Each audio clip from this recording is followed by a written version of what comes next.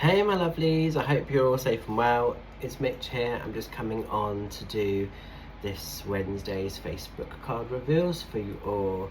Sorry if I look a little bit hot and sweaty. It's horrible. The heat is far too hot. So I've had to renegotiate a few appointments today with people. So apologies about that.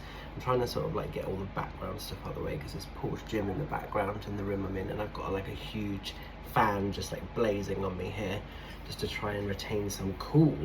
But let's have a look at these cards and sort of see where the messages are going. So if you got drawn to card number 1, we're going into the energies of the Strength card. Strength is that reminder of our own strength. Sometimes we don't know, or we forget how strong we've had to be until we are in the midst of something. So maybe there's a little bit of a stop and a pause and an appreciation of your own inner strength. Sometimes this comes in when we need to just look over our shoulder and really recognize that sort of what we have actually put our energy into. If you're battling something at the moment, then this is also coming in as a bit of a reminder that, you know, you might feel like you're stuck on a bit of a speed bump. There's maybe a bit of a hurdle, maybe you feel like you're really struggling with something. And it's just a reminder to sort of call upon that universal love, that universal strength that exists for you. So definitely sort of call into you know, your spirit guides, your angels, your loved ones to sort of help you, and they may well be able to sort of, you know, move things along if it's been a little bit challenging or if it's been a little bit upsetting.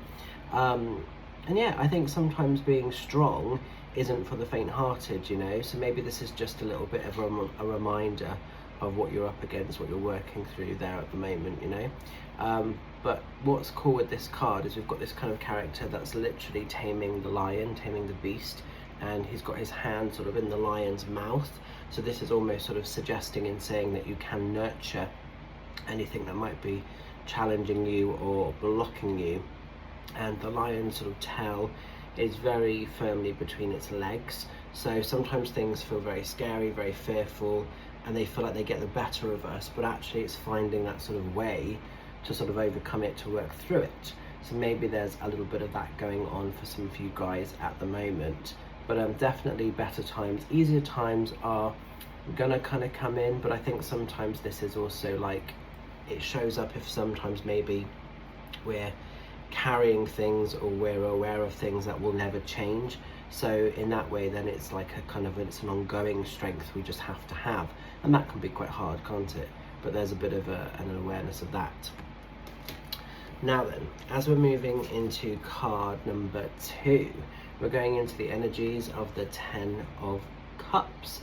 10 of Cups is Happy Family card of the tarot. This usually shows it's a bit of a win, a bit of a victory, a bit of a success. So I think it's a little bit of wanting to sort of stop and pause, recognize and celebrate how far you've traveled, how far you've come. Really just sort of see the love that exists around you, because 10 of Cups is really showing up for the love.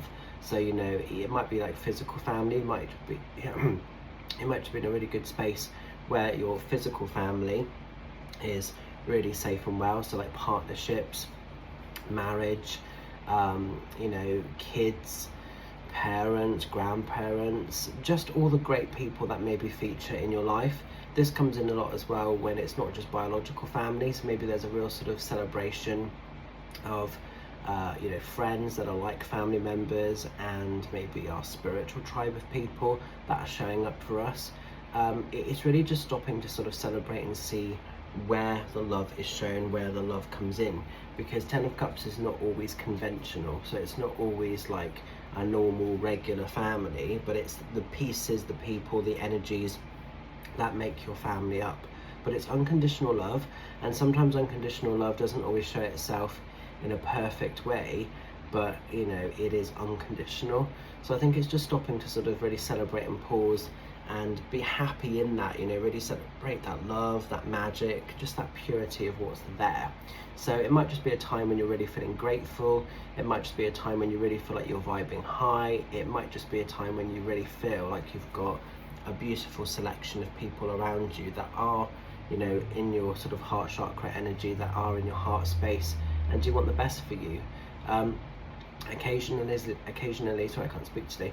Occasionally as well, this card represents people that have passed over, and maybe it's the love of family now sort of watching on in the spirit world. So maybe like you had this on the physical earth and you don't have access to it physically anymore, but maybe it's that love that still exists for you in spirit, and absolutely know and trust that it will be there for you. And finally, as we're moving into card number 3, don't panic if you've been drawn to card number 3, but we are going into the energies of the Tower. Now then, when the Tower shows, it's suggesting curveballs, changes. Sometimes the Tower is a little bit like that kind of rug being pulled out from underneath us. Sometimes it can represent sort of like something is coming to an abrupt end, and we have to sort of move out of something quite fast, quite quickly. I think what's really important to remember with the Tower, yes, it can sort of represent quick changes and rebuilding, but also survival. So it's kind of like, if you're going through something, it might be kind of really off the cuff, it might be kind of really random. The Tower sort of tends to be a little bit of like a bolt out of the blue, so something quite unexpected maybe happens, and the Tower gets a bit of a shake up. Sometimes if you've been avoiding wanting to make changes that aren't really good enough, sometimes the Tower or the universe does this for us. So sometimes the universe will create a Tower effect, it will create a Tower moment. So if you know that you've been sort of avoiding or putting off something that maybe isn't working for you or isn't in your highest degree of order, just be prepared or be aware that there could be a shake-up. So the Tower kind of comes in a lot if maybe we're stuck in a relationship that isn't good enough for us, if we're in a job that really isn't good enough for us, if we're making do in an area of our life, or if we're not challenging or taking back control or power. That tends to be where the Tower will sort of come in and almost try and fix it for us. But in fixing things, it can feel very scary, and it can feel like things are falling apart and they're breaking. And sometimes, like I say, that sort of shake-up has to happen. If you've recently gone through this could be a confirmation card that you've gone through it, you're out the other side, and perhaps you're now rebuilding the foundations, because essentially what this wants to do is offer you peace. By making these changes, whatever has to happen, yes, there could be some intrusion, but also peace prevails, peace follows, and the foundations of your Tower become a lot more sort of stronger, and that's the most important part of this message. So if maybe you've been through something recently, maybe you've already had your Tower moment, this could be a bit of a confirmation card that you're through the other side and you're now rebuilding your foundations and your Tower as you need to. So there could be that as well kind of coming in. So I hope you can make sense of these messages. Going to leave them with you. I'm sorry if you can hear all the background noise, it's the boys being all loud. But yeah, what do I need to let you know about? A couple of shouts. Mainly I'm doing Zooms this week where possible. Obviously I'm aware of the heat, so bear with me with that.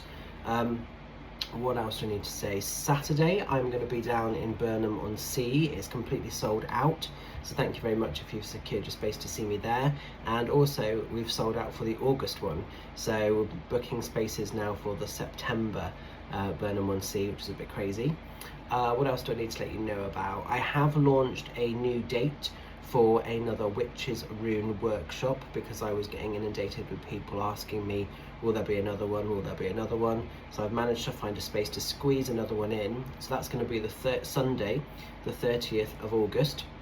So if you missed out on the previous Witches Rune workshop, but you want to subscribe to this one, there's 6 spaces available. Drop me a message or a PM or via my website, however you want to get in touch with me, and let's get you booked on. So full details are on the poster and on the event page, and yeah, that's going to be really cool. So I think that's it really for now. Also, our podcast episode 2 is now live, and we're getting some amazing feedback, so thank you if you've taken the time to check out our podcast and the next the next episode. So this one we're talking about spirit guides, and we're talking about mediumship versus telepathy. It's a pretty cool one actually, and what's lovely with this one is there's no cutout, so the video plays all the way through, so it's a proper one, as we like to say. So all good. So I'm going to leave this with you. Keep shining bright, much love, and I will catch up very soon. Take care, bye for now.